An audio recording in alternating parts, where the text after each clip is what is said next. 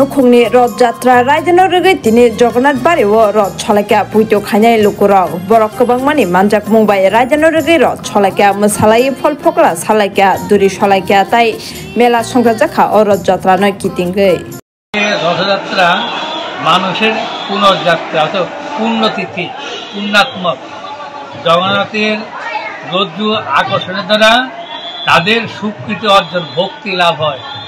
জগন্নাথ দেব ভগবান জগদীশ্বর তিনি প্রসন্ন হয়ে তাকে অভয়দান করেন, মৃত্যু সংসার উদ্ধার করেন, পরিত্রাণ করেন। তিনি প্রতীক পাবন, প্রতীক, কোনো যোগ্যতা নাই, কিছুই নেই, ক্ষমতা নাই, কোনো সমর্থ নাই, নিঃস্ব, তাকেও তিনি কৃপা করে অভয়দান করেন। তার যত অশুভ মঙ্গল দূর করেন। জগন্নাথ দর্শন করলে কি হয়, জীবনে সমস্ত অমঙ্গল চলে যায়, অমঙ্গল রাশি মঙ্গল মঙ্গল ভগবান মঙ্গল মধুসূদন।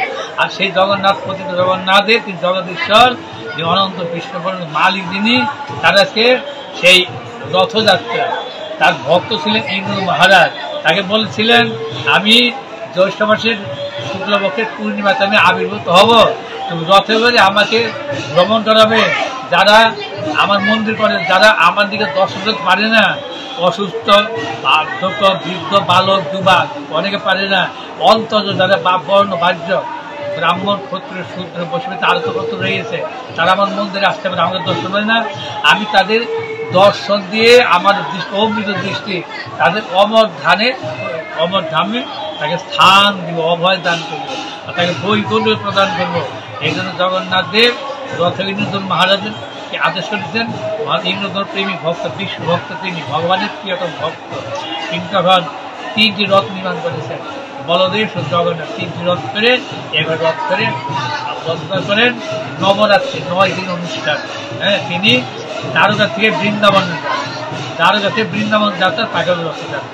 তিনি বৃন্দাবনে যাচ্ছেন, বৃন্দাবনের মধুর বৃন্দাবন ঔদার্যলীলা যেখানে রয়েছে, সেখানে সেই সেই বৃন্দাবনের ধামে গোপ গোপী যমুনা পুলিন গোয়াফি আর এই যে আনন্দ রয়েছে, আত্মানন্দ, সেই ভক্তি, সেই অনুষ্ঠান, সেই দ্বারকা থেকে তিনি এই জগন্নাথ দেব তিনি এইভাবে লীলা প্রকাশিত হয়েছেন।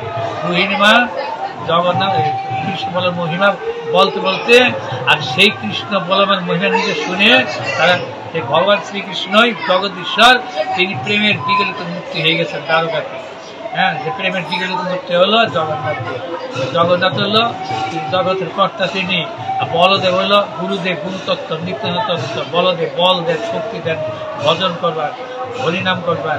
আর সুভদ্রাদেব ভক্তিতত্ত্ব, তিনি পূর্ণ শক্তি অর্থাৎ অশুভ শক্তি পরিত্যাগ করে শুভ শক্তি প্রদান করেন, মঙ্গল দান করেন।